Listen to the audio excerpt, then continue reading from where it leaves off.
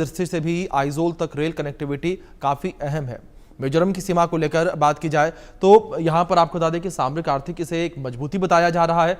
इस rail project को काफी महत्वपूर्ण बताया जा रहा है। भारत की एक्ट ईस्ट पॉलिसी और चीन को एक बड़ा जवाब है ये। सैन्य और रसद आपूर्ति में भी इस पूरे प्रोजेक्ट से काफी ज्यादा तेजी आने वाली है। चीन की विस्तारवादी नीति पर भी इससे लगाम लगेगी। बांग्लादेश म्यांमार के जरिए चीन की आंख दिखाने की सोच को भी एक बड़ा जवाब इसे बताया जा रहा है। सुरक्षा बलों की मूवमेंट पहले से अब ज्यादा आसान होगी, आसानी से सुरक्षा बल पहुंच सकेंगे। घने जंगलों में सुरक्षा बलों की मुस्तैदी और ज्यादा बढ़ जाएगी। घुसपैठ और आपराधिक गतिविधियों पर भी अब एक बड़ी लगाम लगती नजर आएगी। सामरिक आर्थिक रणनीतिक नजरिए से इस पूरी परियोजना को काफी ज्यादा महत्वपूर्ण बताया जा रहा है और इससे कहा जा रहा है कि जो सेना है वो भी काफी तेजी से आगे पहुंचेगी और साथ ही साथ सुरक्षा बलों की मुस्तैदी बढ़ेगी। घुसपैठ और आपराधिक गतिविधियों पर भी एक बड़ी लगाम लगती हुई इस पूरे प्रोजेक्ट से नजर आएगी।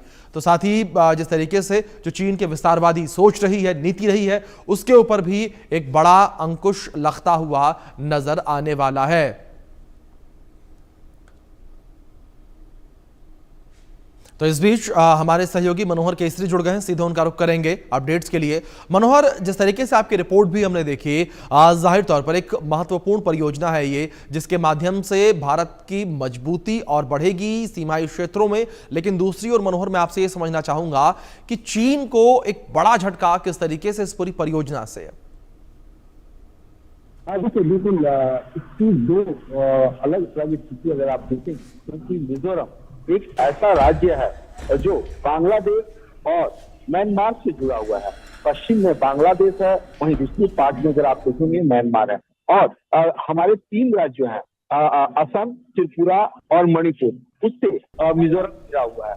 तो मिजोरम की भौगोलिक स्थिति है, जो यहाँ की राजनीतिक स्थिति है, ऐसी स्थिति में ये रेल रूट बहुत ज्यादा कारगर होने वाला है। यहाँ के लोगों को नई लाइफ लाइन मिलने वाली है, क्योंकि यहाँ तक अभी तक तो 1947 15 अगस्त जब आजाद हुआ था भारत, उससे लेकर के अब तक यहाँ पर ट्रेन की कनेक्टिविटी नहीं है।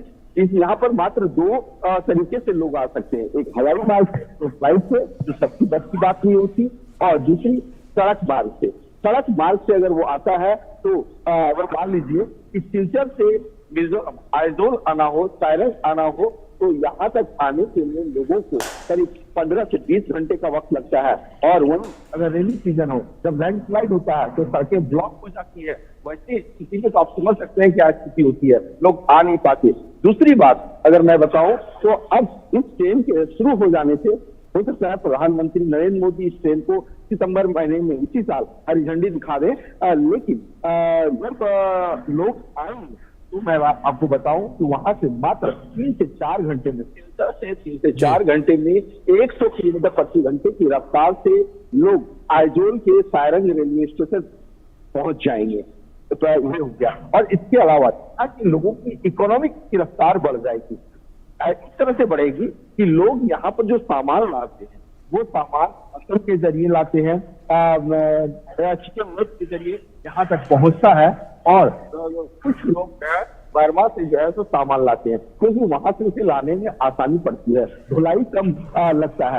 तो ऐसी स्थिति में ये जो बैरवी से लेकर के साइबर आइजोल का जो ये ट्रैक है, जो 51 किलोमीटर का ट्रैक है, ये यहाँ के लिए लाइफलाइन साबित होगी। दूसरी बात जो मैं आपको बताना चाह रहा हूँ, जो अभी हाल में ही बांग्लादेश की जो इंटीरियर सरकार है, अगर हम मोहम्मद यूनुस की बात करें, हाल में चीन गए थे और उन्होंने कहा था कि भारत का जो 7 सिस्टर है, जो 7 राज्य है, वो लैंड लॉक्ड है और उसका गार्जियन सी रूट के लिए बांग्लादेश है। मतलब खुद वो हमारे 7 राज्यों का गार्जियन है। लेकिन मैं आपको बता दूं, अगर बांग्लादेश चीन के इशारों पर अगर काम करेगा तो अब उसकी एक नहीं चलेगी। चीन अगर सोच रहा है कि हम भारत को आंख दिखा देंगे, वो अपने नापाक सपनों को साकार करेंगे, अब वैसा होने वाला नहीं है। क्योंकि सायरन जो आइजोल से कुछ ही किलोमीटर पे है, जहां नया रेलवे स्टेशन बना है, वहां से बर्मा बॉर्डर और जो भारत और म्यांमार का बॉर्डर है, जी। वहां तक जो है तो सर्वे का काम भी शुरू हो गया है और आने वाले वक्त में वहां से रेल जी। रूट जाएंगे। और दूसरी बात, जिस चिकन नेक की बात उन्होंने की थी, जो सिलीगुड़ी से लेकर के आइजोल आने का एकमात्र रास्ता है, क्योंकि सिलीगुड़ी जो बिल्कुल। चिकन नेक कहते हैं 22 किलोमीटर का चौड़ा है, तो जी। ऐसी स्थिति में रेलवे जो है चिकन नेक से आगे निकल चुका है। मतलब बिल्कुल उसका बिल्कुल जाहिर तौर पर ultimately- मनोहर, जिस तरीके से आप जानकारियां दे रहे हैं, एक महत्वपूर्ण रेल नेटवर्क जिसकी लंबे समय से दरकार थी, जो अब बनकर तैयार हुआ। फिलहाल बहुत शुक्रिया आपका जुड़ने के लिए और इन तमाम अपडेट्स के लिए भी। अगर बात मिजोरम के लोगों को लेकर करें, इस रेल नेटवर्क के शुरू होने से उन्हें कई उपलब्धियां मिलती नजर आएंगी। शिक्षा के क्षेत्र को लेकर बात करें, स्वास्थ्य के क्षेत्र को लेकर बात करें या अन्य क्षेत्रों को लेकर बात की जाए, तो इन सभी चीजों से जुड़ते हुए डायरेक्टली ये लोग अब नजर आने वाले हैं। व्यापार को लेकर भी एक मजबूत कदम इसे बताया जा रहा है। तो वहीं दिल्ली से आइजोल तक डायरेक्ट रूट जो है वो काफी महत्वपूर्ण है। इसी विषय पर आधारित हमारे सहयोगी मनोहर केसरी की खास रिपोर्ट देखिए आप। चलिए हम और लोगों से बात करते हैं, क्योंकि आइजोल में कई लोग दूसरे राज्यों से आकर के नौकरियां भी करते हैं, हमारे साथ इस ट्रेन में सफ़र भी कर रहे हैं। क्या नाम है आपका और आप कहाँ से हैं? मैं बिहार से हूँ, मेरा नाम रवीश कुमार हुआ। मैं यहाँ पे जॉब करता हूँ रिलायंस जियो में। तो यहाँ पे इशू ये होता है कि बहुत सारा रोड का मौसम ख़राब होने का लैंडस्लाइड भी होता है, तो हम लोग को फ्लाइट से भी जाने में कभी कभी इशू होता है, फ्लाइट भी कैंसिल हो जाता है। तो अगर ट्रेन चालू हो जाए तो अच्छा होगा कि हम लोग घर जाने आने में आसान हो जाएगा। आप क्या करते हैं और कहाँ पर जॉब करते हैं? जी, हम पवन सिंह हैं, हम भी रिलायंस जियो में जॉब करते हैं और हम बिहार पटना से हैं। तो हम लोग के लिए एक बहुत ही सुविधा होगा कि सफ़र करने के लिए हमें फ़्लाइट अगर कैंसिल भी हो जाए तो हम ट्रेन से जा सकते हैं और हमारे लिए ये सबसे सुविधाजनक चीज़ है। किस तरह की चुनौतियाँ अभी झेलनी पड़ती है आने जाने के लिए?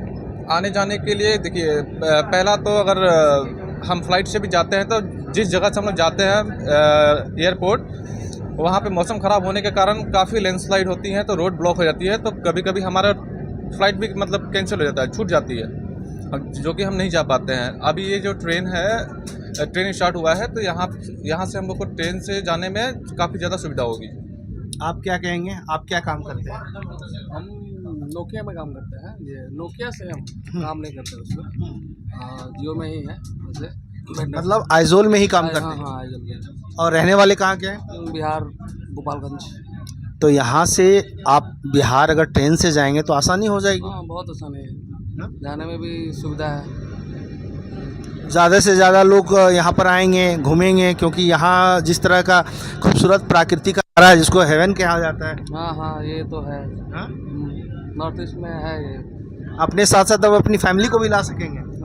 बिल्कुल बिल्कुल। हमारे घर वाले आसानी से यहाँ आ सकते हैं अभी, तो हमें ज़्यादा तकलीफ नहीं होगी। हमारे घर वालों से हमें कभी हम मिलने नहीं भी जा सके तो हमारे घर वालों को यहाँ बुला सकते हैं इजीली। तो इस तरह से आप देख सकते हैं, इन लोगों का यही कहना है कि अब जब हम यहाँ अकेले काम करते हैं, जब ट्रेन चल जाएगा तो अपने परिवार वालों के साथ यहाँ पर आसानी से आ सकते हैं। मनोहर केसरी, इंडिया न्यूज़, आइजोल, मिजोरम। फिलहाल वक्त ब्रेक का है, आप बने रहें इंडिया न्यूज के साथ। एसोसिएट स्पॉन्सर गोल्डी मसाले लाए हैं